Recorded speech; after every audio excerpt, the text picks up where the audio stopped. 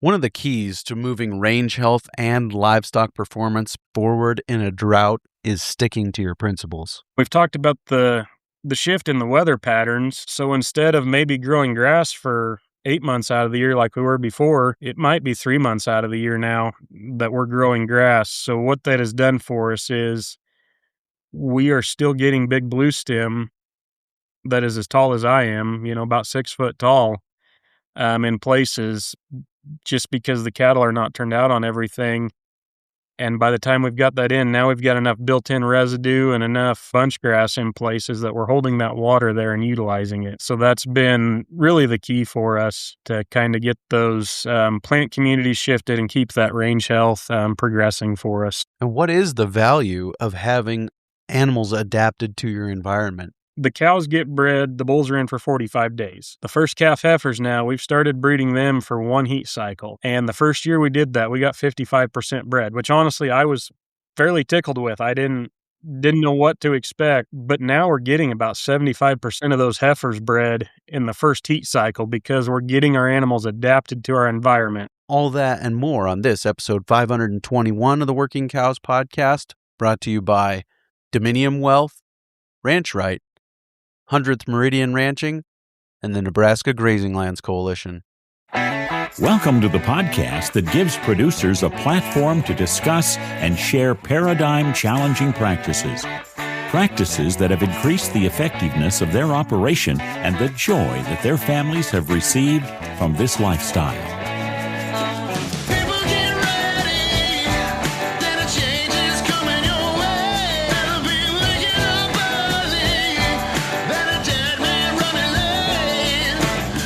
Howdy, everybody. It's Clay Connery, host of the Working Cows podcast. Very excited to share with you today a conversation I had with Jake Miller. Jake is a guy who has been through a difficult set of weather circumstances over the last number of years, and we're going to talk to him about that. Last time we talked to him about it, we talked to him about thriving in a drought in a similar situation when he had gotten a big rain and was able to hold on to it. And that's happened again recently. And we're going to talk to him about kind of the progress that they've seen even since the last time we talked to him and some of the things that have been real keys to moving their operation forward in this drought. So here's my conversation with Jake Miller. Jacob, thanks for joining me again on the Working Cows podcast. Welcome back. You bet, Clay. Glad to be back again. Yeah, no, I really appreciate what you guys have done. Respect what you guys have done there. Been a tough, season for you guys as far as rain is concerned. What has been the kind of situation for you guys from a moisture perspective over the last number of years? Well, I just was thinking about this the other day, Clay. I came back from college in 2013, and we have seen more droughts and more historic ones in those 13 years that I've been home than we had in all my childhood.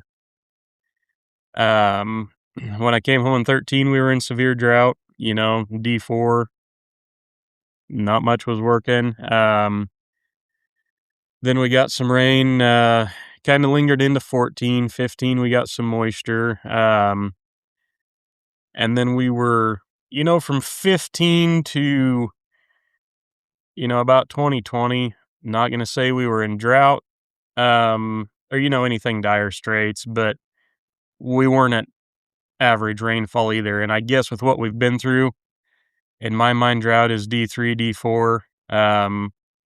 Above that's just decent operating conditions anymore, the way it's been. And then July 12th of 2020, so nearly, 6 years ago to the date almost that we're recording this, we got hailed out, and that was pretty close to the last rainfall we got until May of 23. Mm-hmm. Yeah. And then May of 23, so that's what had prompted us to talk last time. We had got about 5 inches of rain in a 18-hour time period. And I guess that was when I truly got to see our management at work. When you get a rainfall event like that, we had some runoff. I don't know how you hold moisture on ground that has not seen moisture for that long and get that amount. But what I saw was our water had just trickled to the bottoms from the pasture. Water was clear. There was, no soil erosion attached with it. And the other thing that we've had to do too is figure out how to capture the neighbor's runoff and soil and everything else when it's coming to you, because that can have detrimental effects on your property as well. Um, so we got through that. 24 was pretty good for moisture. 25, we started out.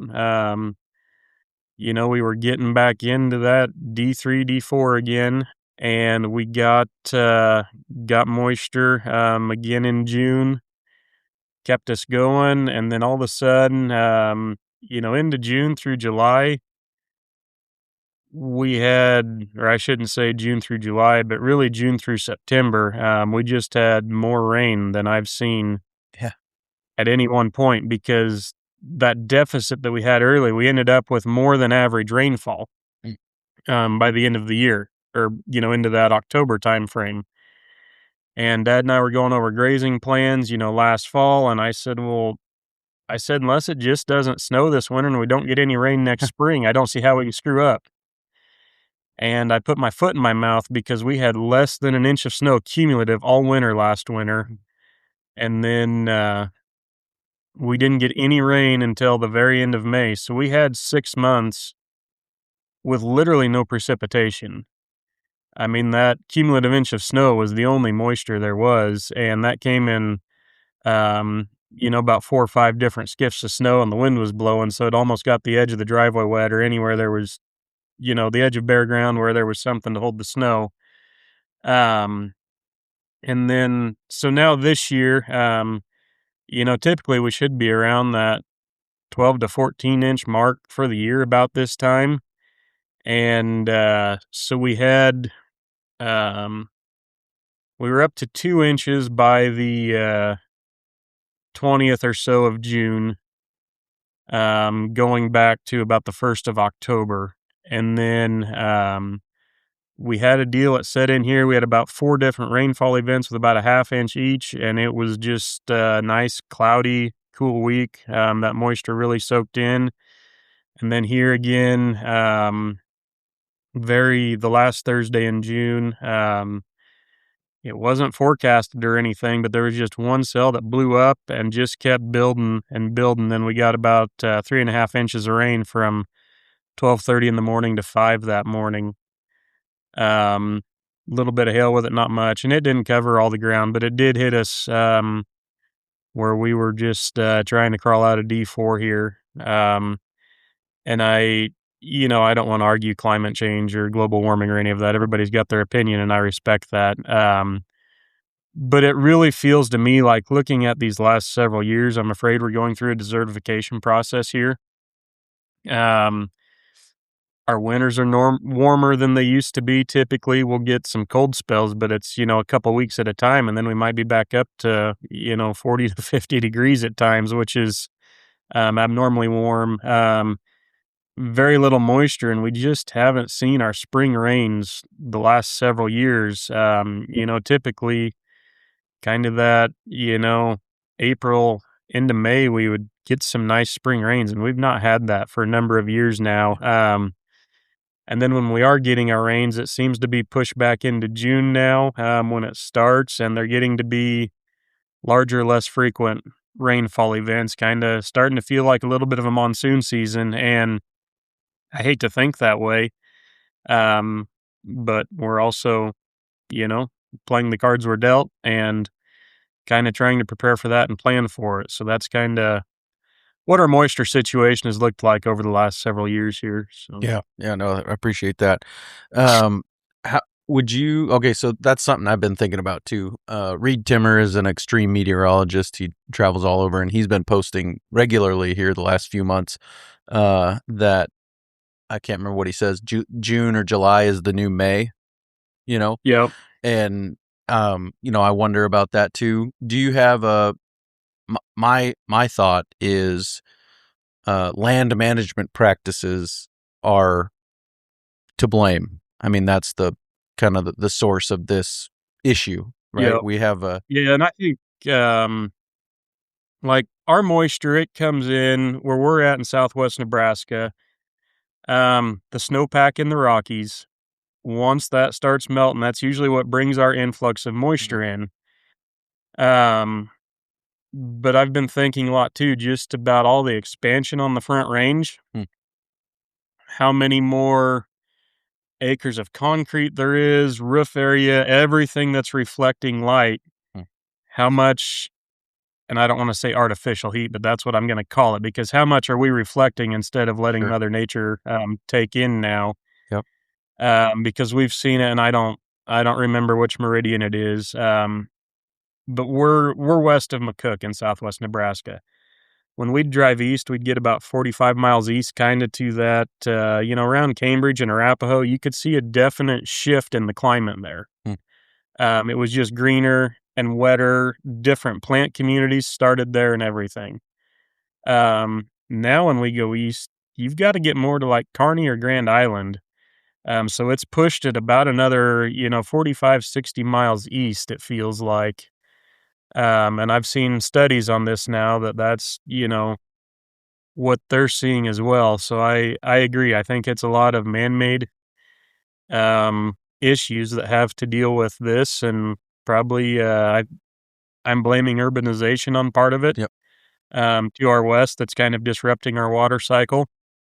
And it could just be this point in history. This is what we're going through too, and part of the overall cycle that we've not lived enough years to see as well. But let's take a quick break and hear a word from our sponsor today, Dominium Wealth. Hey, it's Nick Costco of Dominium-Wealth.com. Did you hear me on episode 490 talking about how the infinite banking concept empowers you to take control of your money? Are you curious how your fellow ranchers are capitalizing on this concept? Did it leave you with some questions? You can get those questions answered at the Western Sustainability Exchange's Expanded Markets Conference, September 13th through the 15th in Columbus, Montana. I will be doing a breakout session there where we can dive into your questions. For more information on this event, check the show notes or visit westernsustainabilityexchange.org. Yeah, I think the shift happens. I mean, I think shifts happen for sure. I think man is obviously designed, created, put here to influence his environment. Now and so we have that ability. We can influence it positively or negatively, and so I think, I don't think that any of those decisions, from urbanization to tillage, I don't think any of them are without consequence. Right. And so I think that all of them probably are playing together to create a perfect storm, or whatever you want to say, of challenges that we, for the most part, don't have control over. We can control what we do on our place, but we can't control what the neighbor does, or what the guy 500 miles west of us does, or whatever. And those things are gonna impact us, and so we just have to, like you said, play the hand we're dealt, not be a victim necessarily, and say, hey, this is what the way it is. How do we align our management practices to take advantage of it, maximize the opportunities? Is that kind of the mindset for you guys? Yeah, it is. And I post on Facebook regularly about drought.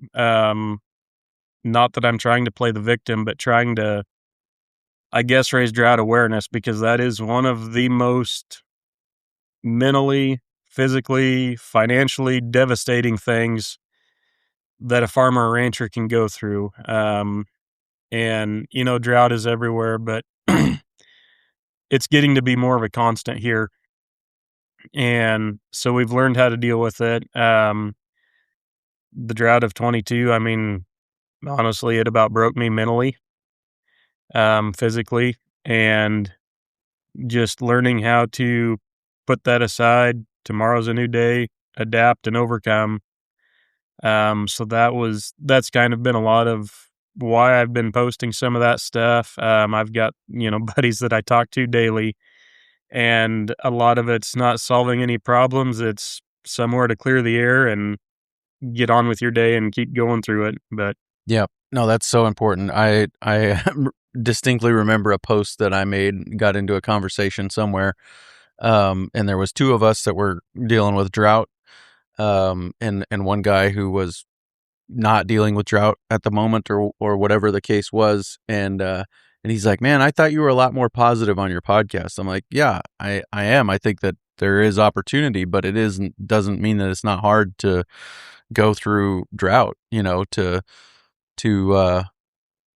just the mental, like you said, the mental challenge of going through drought. And I think it was back in 22 when that conversation happened, and so, yeah, it's something that you got to be real about those things. And I appreciate your approach and the way that you have continued to keep that, raise awareness, as you said, about those things. So, Yeah.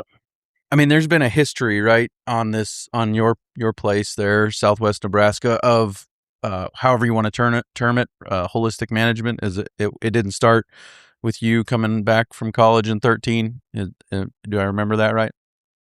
Correct. It would have started more in the early 2000s. It was Dad and Grandpa were a very conventional operation up to that point. I mean, they were running, double the number of cows we are now, putting up a lot of feed, uh, calving in February. I mean, when I was a kid, if we had a snow day, I was almost wanting to go to school instead of go scoop snow out of bunks. And so that's just what we were. And then Grandpa had some health issues September of 2001, just as Dad was getting ready to start laying down the cane crop for the year and everything. And didn't have a hired man at that point. So it was Dad running about 600 pairs on his own, farming 4,000 acres of row crop and all the feed and everything. And there just simply was not enough hours in the day to get everything done. So he had a lot of feed that ended up standing in the field that year. So he just turned the cows in, no cross fence or anything. And so that was kind of where it started. That was in 2001. And then we adapted after that. And the other thing that played into that, Dad and Grandpa had rented 80% of the native rangeland they were grazing at that time. Or, in the early 90s to 2000s. So in 94, they were able to buy one pasture about 30 miles south of the home base here that at that time, it was about 1,900 contiguous acres of grass with some farm ground. And then in the early 2000s, that farm ground went into the CRP, which it has now come out and we're grazing that. So there's around 2,500 acres of grass that's all contiguous there. And then the early 2000s, they picked up about another 1,500 acres at a different spot halfway between the home base and there. So that is one nice thing. We are kind of spread out with about 10, 15 miles in between each area. So even when we do get into dry times, it seems like, one place or the other is drier than the other, but hopefully one or two of them are catching a little bit of moisture. But then once they owned that land, then they were able to start cross fencing and getting water infrastructure set up. That very first place they bought it, and then it was 2 years later that EQIP first rolled out. So they were one of the very first EQIP contracts granted around here. I don't know, I think there's about 2.5 to 3 miles of 2-inch pipeline was put on that place. A bunch of bottomless tanks at that time because the well that was there was pumping 3 or 4 gallon a minute. So we didn't know until we drilled a new well what we were going to have for water, but they had started working on the water infrastructure prior to that. And luckily we ended up with about 8 to 10 gallon minute well. So that we've got a pretty good water supply down there. And a but bottomless still, tank is basically like the bottom of a grain bin that you line with plastic or basically, bentonite or whatever. Yeah. Yeah, and we were using bentonite. We had been fighting them, and badgers. That was one of the consequences of drought. Was badgers are going to be badgers and go dig holes. And the only places that they were even having luck digging was into the edge of the tank where that water had seeped through the bottom. It was just soft enough around there. They were going in. So over the last couple of years here, just because we have big enough pipeline and adequate water flow, we've taken out a lot of those bottomless tanks and put in 12-foot tire tanks with a high flow valve on them. And the other part of that is too, I mean, like at that pasture, for example, we used to water 250 pairs in a group there, and now we're watering, about 150. So you take 100 pairs out of the equation, and that gives you a lot more flexibility on the water supply end of that. But when they started grazing those and, moving more towards that holistic deal, we were calving in April at that time. We had irrigated grass on the pivots around the home base, and so we would calve on that irrigated grass, and then we wouldn't actually go to native range until the 1st of June or so. And we would come back, around the 1st of October and go to corn stalks then. But what we figured out was that grazing window on that native grass was way too short-lived for our area, just because we are fortunate that we've got a very good diversity of both cool and warm season grasses. So what happened was we were getting the grass just as all the cool season was played out, and the cows wanted nothing to do with it. And we were there just in time to hit that warm season at its most vegetative state, but we had too many cows. We were rotating through twice a year, and that warm season never had a chance to go to full reproduction and really get full recovery. So we were kind of rotational overgrazing with poor timing at the start. But what we did see, though, was moving those cows and just having them locked out apart was we started recovering and getting that process started. So, since then, we've about doubled the number of paddocks in all the pastures. We have installed some more water infrastructure just to make things work with the extra paddocks and stuff. And getting to that point, when I came home from college in 2013, then, we graze standing forage sorghum during the winter now. We really don't graze any corn stalks anymore or anything. So the big shift when I came home was now we're staying on native range until end of November, 1st of December, and we're getting back out there in March. And by, with more paddocks and everything, we've been able to defer a lot of that grass, only graze it once the prior year, then come back early, and we're getting more grazing days out of that acre, but our plant communities are healthier because they have more recovery time in there. And then in 2013, we started introducing some cover crops when I came home then. And we're not doing many diverse mixes here lately because of what the weather's been. It's kind of like, let's keep this seed cost bare bones. And the seed cost is the other thing, what it's done over the last few years here. But we're still planting oats in the spring, rye in the fall, and the forage sorghum. We're usually trying to get that in middle of June, 1st of June. So we're still planting the same base that we were before, but we have seen a lot of difference in weed pressure too in the time. So chemical is limited, part of what we are using. And I don't have any problem with weeds. They're great feed. Unfortunately, a pigweed is not palatable 1st of February. If we were grazing that stuff during the growing season and didn't have the native grass resource we'd still be planting mixes, and I probably honestly would not be using any chemical. We would just graze whatever was available and move on. But that's kind of the quick and dirty on the holistic approach, I guess, and kind of the history of where we've been until now. So let's take a quick break and hear a word from our sponsor today, Ranch Right. There are 3 guarantees in life: death, taxes, and paperwork. Ranch Right LLC can help you avoid one of them.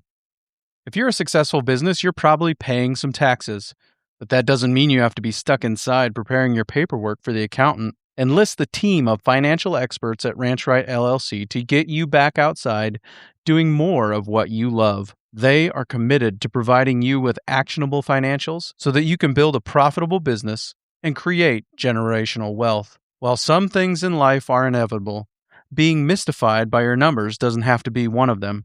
If you are ready to entrust the paperwork to a team that actually enjoys this type of stuff, then visit ranchrightllc.com and get back outside to doing more of what you enjoy.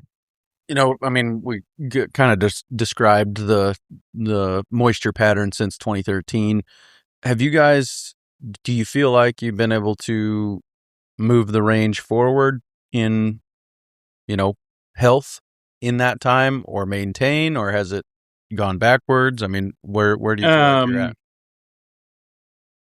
A little bit of all, depending on the pasture in particular. So the hailstorm in 2020, just to give a scope of that hailstorm, I had planted a mix of oats and clovers, and then I'd set up an old John Deere planter so that I could plant open pollinated corn on one row, grain sorghum on the next row. So every other row, I got the populations and discs all matched up. And the goal was to graze our yearlings on that winter, just to put some of the compensatory gain money in our pocket before we sold them. And that corn was over shoulder high, and after that hailstorm hit, in about 15 minutes, it was ankle high.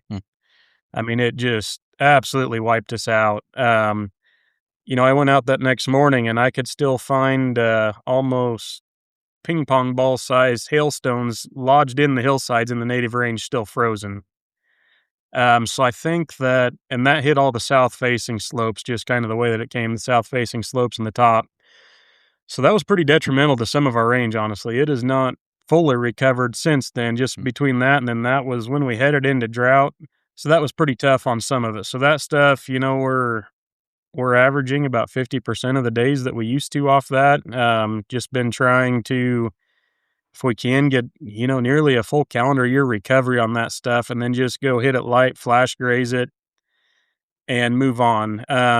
Other places we have drastically improved our range too, and I think a lot of that was February of 2016. We started building more cross fences, kind of doubling or splitting paddocks in half to essentially double the number of paddocks in places. So I think that was about 2019, 2020. We could really start to see the effects of that, and that has paid off well for us, because right now, we get into these dry times. We've consolidated the number of herds about as much as we can management wise.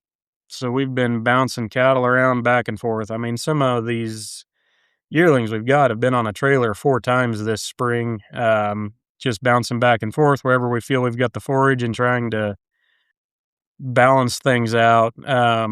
But we've seen a good increase in plant community growth. Getting big blue stem is one of the indicators I look for a lot here, that we're getting big blue stem to fill into buffalo grass patches now up on tops of the hills, and where the western wheat is thick in the bottom, we're getting some of that western wheat pushed out and getting big blue stem down there too. And part of our management has been, we've talked about the shift in the weather patterns.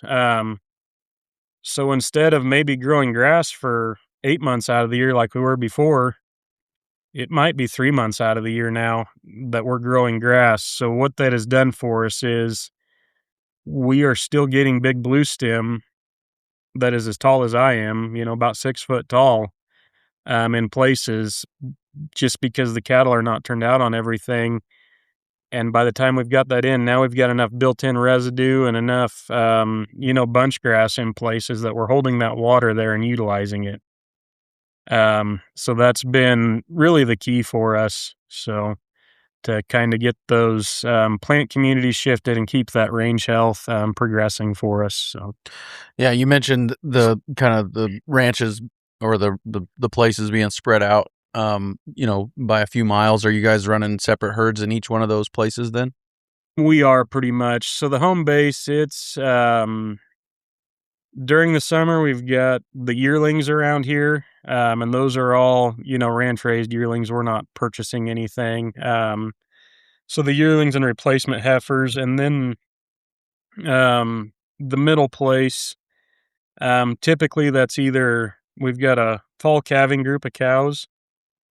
So that is typically where they go, potentially some yearlings there, and then sometimes some first calf heifer pairs. And then the place down south by the state line, that's where all the mature cows go with their calves typically. The middle place and the north home place here, a lot of that depends on moisture too, what's happening, but those two places, the middle place, we've probably made more improvement on grass than anywhere. And so sometimes that is utilizing that dry fall cow during the summer to go hit some of the little blue stem or things that are harder for us to hit. We can push them a little bit harder, um, nutritionally at that time, because they get fat on us during the summer about no matter what we do with them, which is good. We need that. We need those fat reserves to push through the winter when they're raising a calf too. And the yearlings have a completely different grazing pattern than a cow do. The cows all go spread out, do their thing. They're thrifty grazers. Those yearlings stand shoulder to shoulder and wipe out whatever's in front of them. So that's been part of our range management too, is it can get chaotic having, essentially 3 to 4 different classes of cattle, but they all have different grazing behavior too. So I think part of that is utilizing those for, their strengths and managing the range for what we want at the particular spot. So Let's take a quick break and hear a word from our sponsor today, 100th Meridian Ranching. My dad always said he wished there was a shot he could give bulls to make them take a 9-month nap. At 100th Meridian Ranching, they have something like that through their bull leasing program. Think about it. You can skip the bull sale, the risk of injured bulls, and the headache of year-round feeding, all while having access to bulls that fit your environment. They have over 500 to choose from in Black Angus, Red Angus, Charolais, and Hereford. This can improve your cash flow, grow your margins, and keep your operation flexible. The bulls are delivered right when you need them, so they aren't standing around eating unnecessary feed, tearing each other up, or your facilities. I leased a bull from them. They were great to work with and sent me a bull with genetics that didn't require a mixer wagon to stay fleshy. He truly was one of the most Bonsma-type bulls I've ever seen in person. Find 100th Meridian Ranching on Facebook or Instagram, visit 100thmeridianranching.com, or give Lane a call to find out more. There's been quite a bit of destocking in our neighborhood too, and I had one guy at church say, after all these droughts and selling all these cows, there shouldn't be any bad cows left in this neighborhood. So, what kind of has been your process, or maybe the genetic improvement that you've seen coming from this kind of process of protecting the range by destocking? yeah, just like that guy said, I always laugh because we cull cows, and I think, well, we ought to be down to good cows now. But if you have 2 cows, there's one that's not going to be as good as the other. There's still a bottom end. So that it's just funny to look at the herd and think, we're improving, but you can still find a bottom end. But overall, we've made leaps and bounds. Culling is one of my favorite genetic advancement tools. Not that we want to do it, all the time, but so for about the last 8 years now, we've been 100% retaining all of our own replacement heifers and bulls off of our operation. We've got a very stringent bull selection process. The day we brand calves, if a good bull comes through the chute, we leave his nuts in him and put a different color tag in him so we can match him up to the cow. And then if we like the cow and he looks good by the 1st of December, we leave him a bull. If he doesn't, we cut him. It's very simple. It's not nothing crazy. One thing we have noticed is it's a lot of the cows raising the same bulls year after year. So I don't know, if we'll get to that point of having any, or I should say crossing from line breeding to inbreeding. I don't know. We'll see. But what that has done for us is our cow frame has gotten moderate, but our animal weight has actually started to increase on us a little bit, which I'm fine with. They're still efficient. They're still weaning a good percent of body weight. I'm not hung up on a 1,200-pound cow. I've seen 1,200-pound cows that raise a poor calf and are not efficient. I've seen 1,700-pound cows that are efficient. So I've kind of gotten over that, a cow weight deal. I'm just looking for efficiency of that cow to know she's utilizing the resources as well as the rest of the herd. But these cows have gotten, we run 24-foot stock trailers. We used to be able to put, 12 to 13 cows on there, and 11's a load now because they've gotten so long and wide. Um, so I do like what has happened for us. We're getting pretty close to the point that we don't have many fall out because of, just not being able to recover body condition score. We've kind of gotten rid of that. One thing that was interesting when we started, the cows get bred, the bulls are in for 45 days, 2 heat cycles basically. The first calf heifers now, we've started breeding them for 1 heat cycle. And the first year we did that, we got 55% bred, which honestly I was fairly tickled with. I didn't know what to expect. But now we're getting about 75% of those heifers bred in the first heat cycle because we're getting our animals adapted to our environment. And I think we've seen the biggest improvement in that over the last 2 years since we had the major cull in 22. So I think a lot of that is due to genetics and getting that cow adapted to our environment. And like last year, so because we have a short breeding cycle, we could get very short on cow numbers in our herd. So 1st of December, we turn a bull in for the fall calving herd. And so kind of the drought plan is yearlings go first, then that fall herd's next on the chopping block if it comes to that. But between the spring herd and the fall herd, I mean, we're getting over 90% conception year after year now. And we just, basically what they get is whatever the good Lord provides, salt and mineral. We have started supplementing a little bit of alfalfa during the winter because we changed up our weaning protocol a bit. We used to wean 1st of November, haul the calves home, have them on forage sorghum. Cows would stay at pasture till 1st December, bring them home. They were going on different forage sorghum. But we've learned over, last year was the first true test on it, but we didn't wean until January last year. We brought everything home, pairs home around 1st of November, and ran them together on the forage sorghum and supplemented just a few pounds per pair of alfalfa per head per day. And it didn't take, maybe 10 to 15% more forage for that pair to run as a unit than compared to just the cow. So we were able to reduce our daily forage use by quite a bit doing that. And our calf weight went up a little bit too. The one thing we don't know, last year was such a warm, mild winter with no snow. The cows went back to grass in better condition than normal. So I'm thinking weather had a lot to do with that last year, so we're not wanting to push the envelope too hard on that yet to see where it gets. But that's kind of the genetic role that is played for us. And there's a lot of great seed stock operators out there raising, good animals, but they're not doing it in the same manner we are in our backyard. The other thing is too, where cattle prices are, we kept 5 bulls last year, and I'd watched a few bull sales, and anything that I wasn't going to be embarrassed to bring home was bringing in that $12,000 to $15,000 range.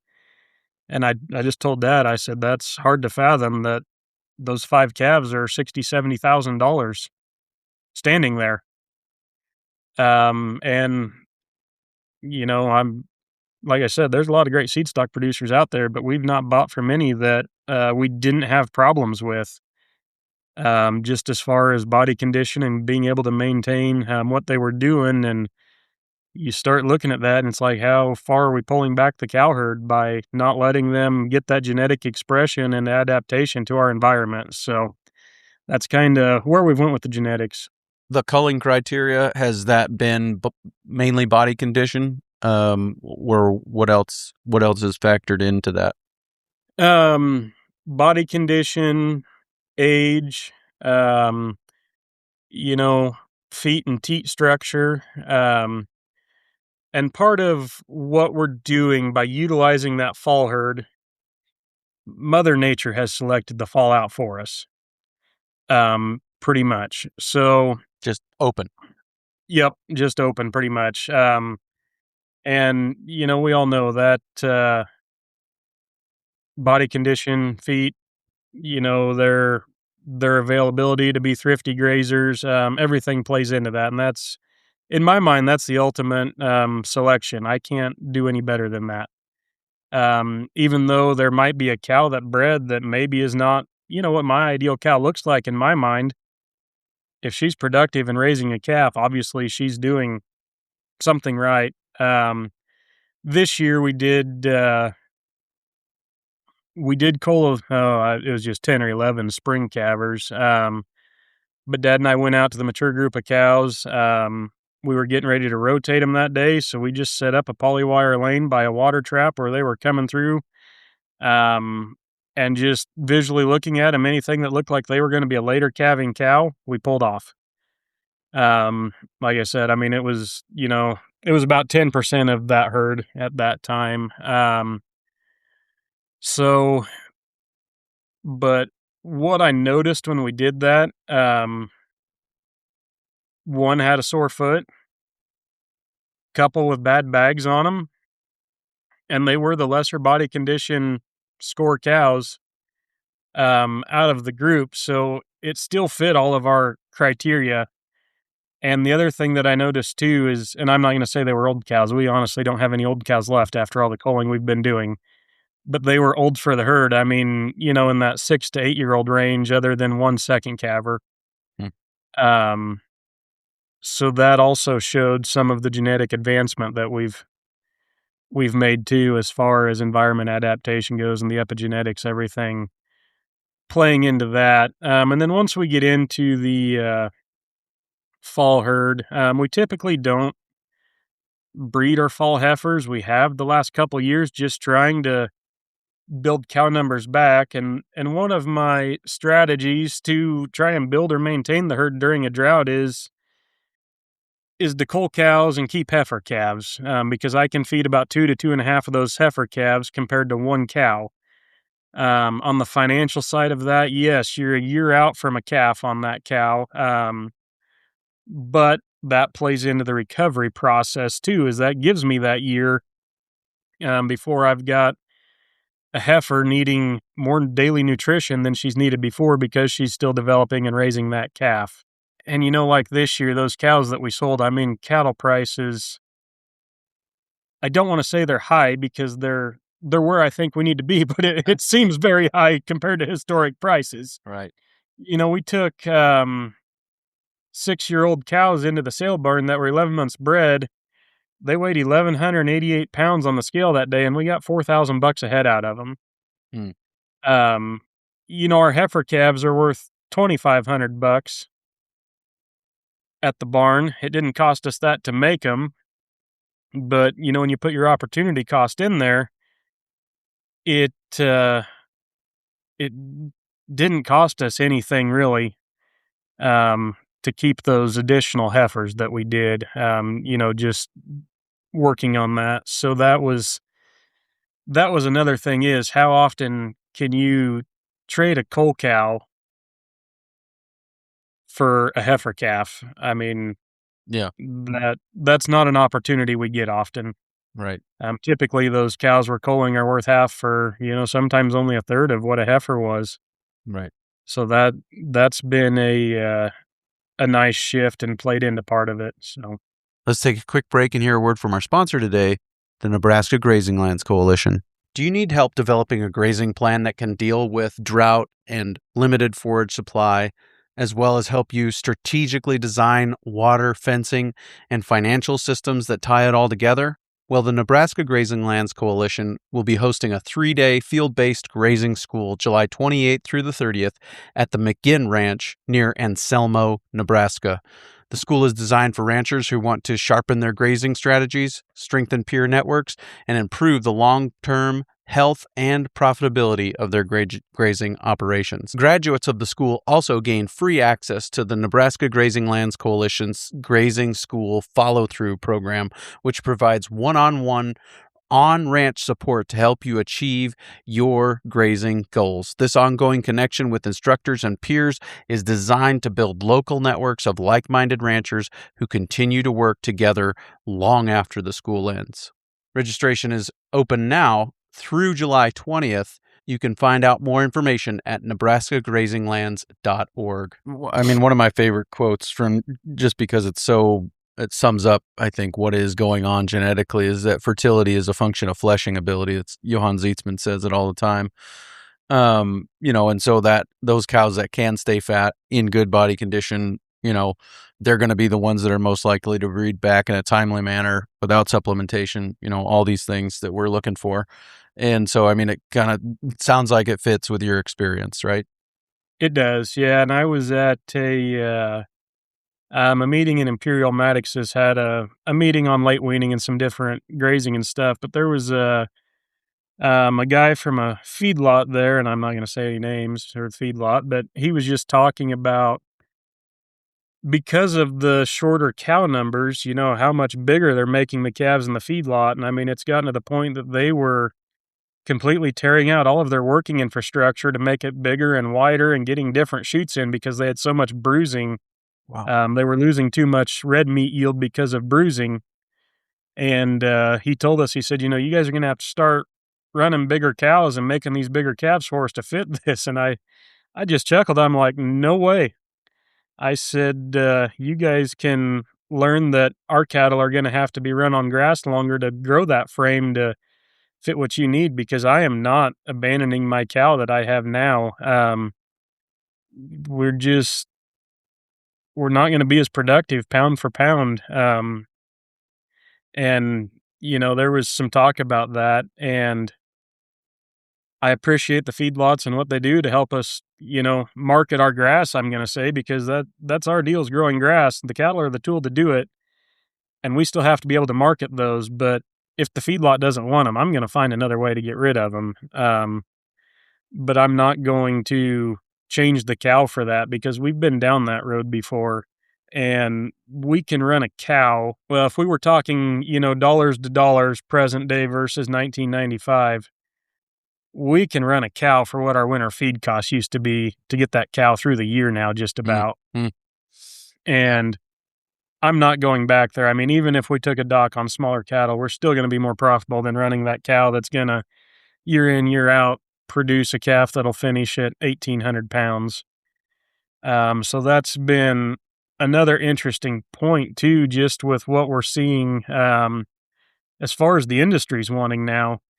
And I know why the feedlots are doing it, but man, I hate to see that the push is going to be for bigger cows to fit the bill for that. There's going to be a lot of producers suffer from that change.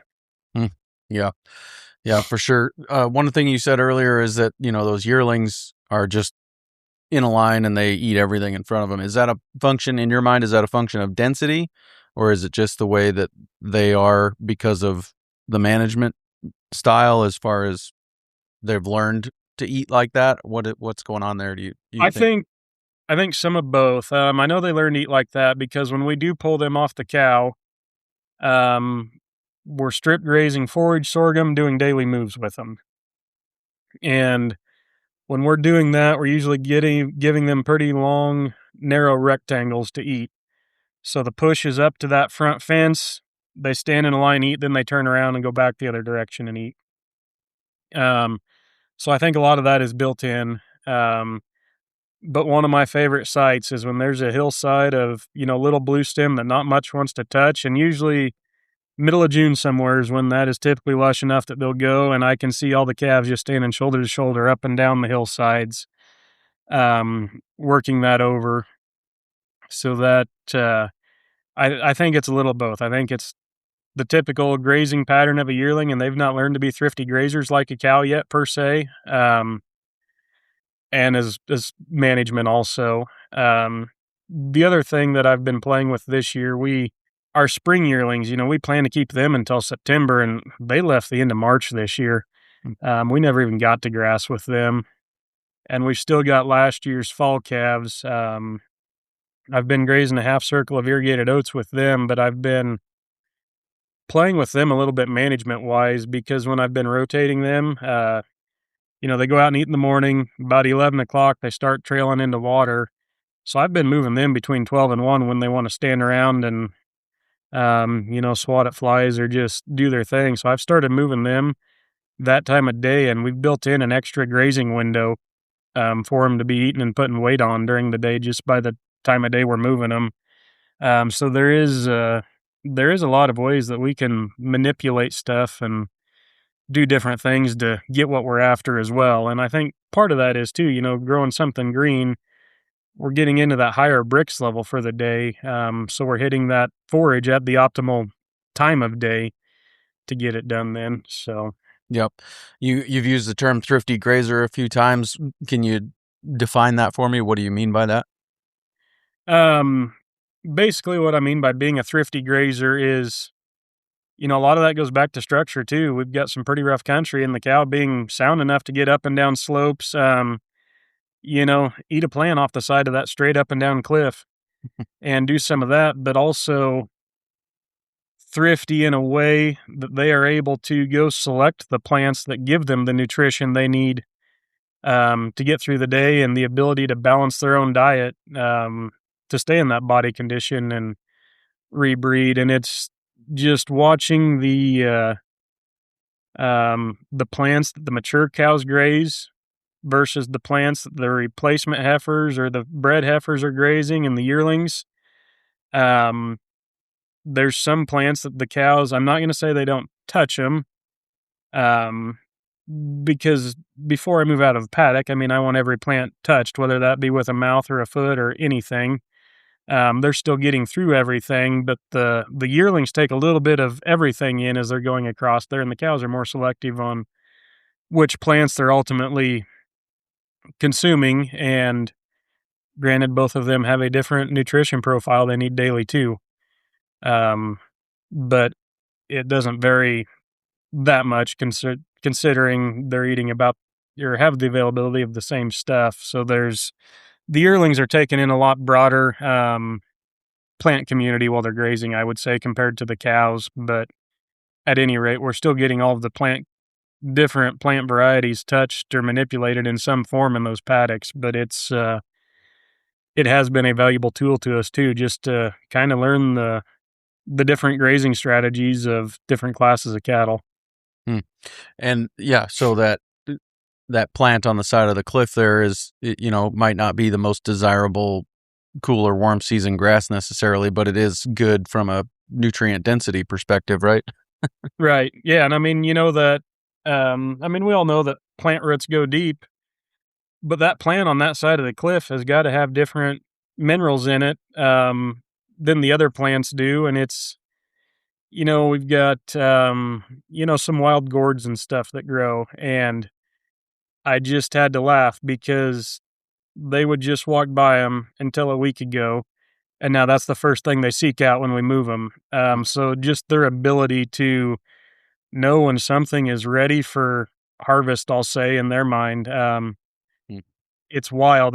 Because I always wonder, I always joke about, if a fencer goes down, it doesn't seem like it takes cows long to figure it out. I always wonder who's designated to go touch the fence every day. Well, I think the same thing kind of goes on with those plant communities about who's going to go take a bite of that plant and see if it's still bitter or if it's ready for us. Right. I'm just always curious how they figure that out and how the timing works out on things like that. But yep. That you could maybe describe them as adventurous cows. You want cows that are willing to go up and down the hills on an adventure, and then you want cows that are willing to eat something that maybe we haven't eaten before, or be the first one, like you said, this season to eat it, to decide, is it ready yet? Adventurous cows, right? Absolutely. Yep. Yeah. Very good.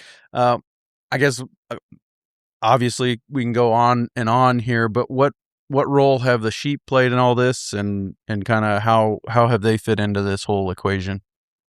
The sheep have ate a lot of hay lately.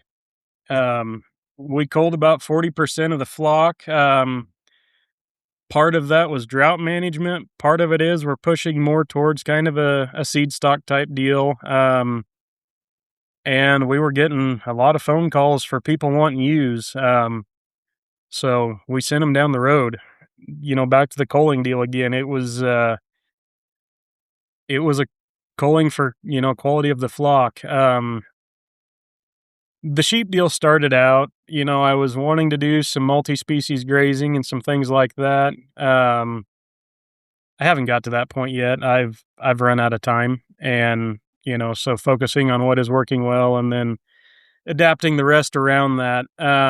But the other reason we got the sheep is I've got two daughters. One is 7 now, and one is 4. And when I was a kid growing up, I showed cattle in 4-H, went to a lot of stock shows and stuff, and learned a lot of valuable lessons for that. And 4-H is something I'd like my kids to do. But unfortunately, the calf showing deal has just gotten blown out of the water. I was in the on the livestock judging team at Colby Community College for a year, and I saw a lot of great country, saw a lot of great cattle, but saw where the show industry was heading, and I didn't judge my second year because of that. They were just looking for, clubby type stuff. We'd have a scenario of, ranch heifers going back to a ranch in, just say Montana, big hill country or something, and judge them for that. So, in my mind, that clubby animal is not going to make it, and they ran her to the top. And I'm like, this is not something I need to be part of. This is not going to further me. I appreciate my time there to evaluate livestock, learn how to look at them. That has done me a lot of favors on the range.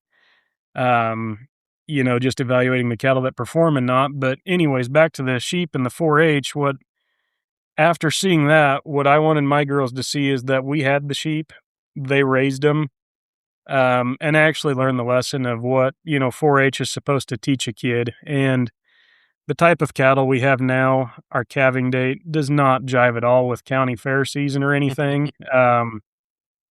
So that's kind of part of the reason we brought the sheep in, was to have a project for the kids that we can do that with. And my wife, she's in love with them. In fact, she's the one taking care of them 99% of the time now.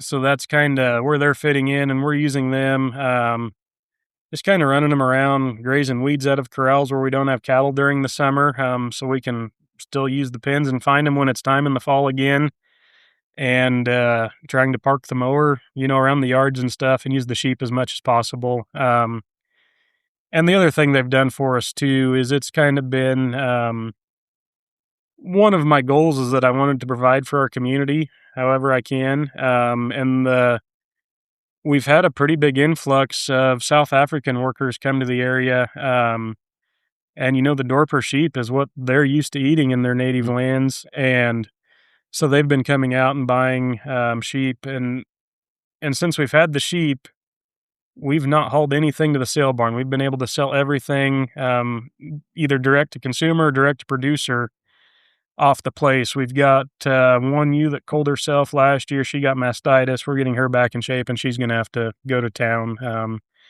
There was a lot of antibiotic use on her. We're not going to expose her again. We're going to get her out of here and let the process take care of itself on her. And it's opened some other doors too, just by we're direct marketing some beef too. And this is going to get a little bit off topic, but I think this is going to hit true for a lot of your audience. We are personally not Catholic. We go to the Methodist Church here in Culbertson. But when my oldest daughter was going to preschool, one of the only preschools we could find was the Catholic preschool in McCook for her to go to, and there's a private Catholic school there. We had pulled her out of one preschool just because it was the only one that had daycare availability 12 hours a day for a lot of the local factory workers. I have nothing against those people. I truly appreciate what they do. Unfortunately, they're, like many farmers and ranchers, they are working 12, 14 hours a day and not able to be as present as a parent, where we're fortunate we can bring our kids with us and teach them what we're doing. Those kids can't go well in the factory or make rubber hose or anything during the day. And there was a lot of attitude problems coming home after she had been there a while. So then we got to the private Catholic school, and it was a good fit. She's around great people. most of the teachers have kids going to school there, or they did go to school there, and just really truly care. So she was in kindergarten last year, and now there's a group of people. We've started a Beef in Schools program now. So this coming school year, starting August of 26, we've got it lined up. So I think we can cover all locally raised beef for every meal those kids are eating that has beef in it now. There's a couple gals that have a garden over here. I think we're going to be getting in a lot of fresh produce and working on some pork and stuff in there. So, in my mind, kind of the regenerative, holistic management, it's kind of going full circle for me now that we're able to,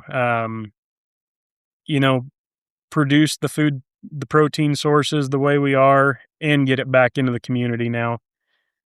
So that's been, I guess, just deeply satisfying for me to be able to be part of that and see what that can do for us and for our community. So. Sure. And things still going right along with live wire fence supply and all that too, right?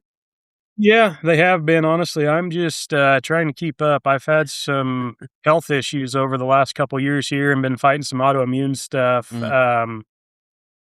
So it's, there's days that I wake up and I can tell it's a bare minimum day. What is the bare minimum that we have to do today and get done? But I just found a new functional doctor in Castle Rock, Colorado that practices some traditional Chinese medicine. I've had one appointment with her, but I learned more in that hour and a half that I was there about my body than I've learned from all of my other doctor appointments cumulative. And she told me, she said, 2026 is your year. I'm going to have you straightened out by Christmas. So I'm going to hold her to that. One thing that's kind of excited for me with Livewire, though, we bought a new house a few years ago, and there was some outbuildings there that they were in, poor shape. There wasn't a roof left on them or anything anymore, and it was kind of either time to save them or push them in, so to speak. So I guess one financial move I had made a year ago was that place that we bought had irrigated water rights on it, but no irrigation water left. So right or wrong, I sold those water rights. What that allowed us to do is now I can operate on cash for about 95% of the year. Got all my debt paid down for the most part, other than the real estate debt from that land. But I saved enough dollars in interest on my line of credit. That was about equivalent to what my land payment was. So then that allowed me some money to get those outbuildings fixed up, and we bought a CNC plasma table now. And I just bought a press brake. It's still in the box. I haven't got it set up, but I've got some other ideas for some different products and things that I want to do. But we'll actually be able to fabricate and manufacture that stuff under our own roof now instead of outsourcing a lot of what we're doing. So that's gonna give me the availability that I can, Lord willing, I learn how to draw on CAD. That I can do a lot of that stuff on my own to do a lot of the prototyping and stuff. Then we'll probably still outsource, the major production lines to other places. But that's kind of where I'm wanting to head with Livewire, is make, more of our stuff that is just our designs and our things to help producers make life easier. So, and that's all related in my mind to the drought strategy as well, as having multiple streams of income, so you're not just dependent on one thing that you're doing, right? Is that absolutely? Yeah. And one thing that it's funny to bring up about the financial side, because last year we were, that's part of diversity, but I'll be honest, we lost our butt on Livewire last year. Because in our area, corn runs the economy. So, and I think that's true for a lot of Nebraska, just with all the corn acres that are here. There's a lot of farmers that have cows, but typically more of that income for the operation is coming from row crops rather than the livestock side. And what we've seen is a lot of producers, the cattle prices, fortunately being where they are, tried to cover up the losses on the row crops the last couple of years. So Livewire is a business that, even though it's producing for livestock, is highly dependent on grain prices. Because we know how tight ranchers are with their money, and everything else. And, I'm right there too. I don't like spending extra money that's not going to return something, but a lot of the corn producers, they're not scared to go put in a $10,000 mile of fence, and that terrifies me. As many miles of fence that we have, if I had to go spend $10,000 in materials to replace all that, and then if you hire it done, another $10,000 in labor. So that's kind of what we've been struggling through, and then part of that diversifying, that plasma table and press brake give us the availability to make stuff that's not ag-related at all if we want to, if that's where we need to diversify and shift to. But I look at a lot of the dollars of our products we're making going to manufacturing and stuff. So the more of that we can do in-house or just design work and stuff, that's what we're trying to do. So, yeah. Very good. Well, Jacob, thank you for your time today. You bet. Thank you. Very good stuff there with Jake. Really appreciate his openness, his honesty, his willingness to touch on difficult subjects, and just the ways that they've continued to try and move the ball forward.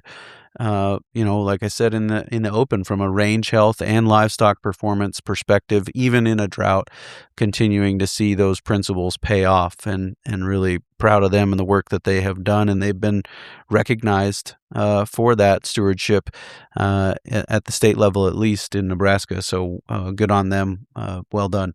Coming up next on the Working Cows podcast, I'm going to share a discussion that I had with the guys at Advanced Ag Products, and we're going to talk to them about how they are using technology to get oregano into the GI tract that can help with a number of issues from a livestock health and performance perspective. Look forward to sharing that conversation with you, coming your way real soon on another episode of the Working Cows podcast. We invite you to visit workingcows.net to subscribe to the show via iTunes or Stitcher. You'll also find detailed show notes pages, resources from our guests, and the industry leaders who have influenced them. For more ideas on putting your cows to work for you in a more profitable way, tune in next week.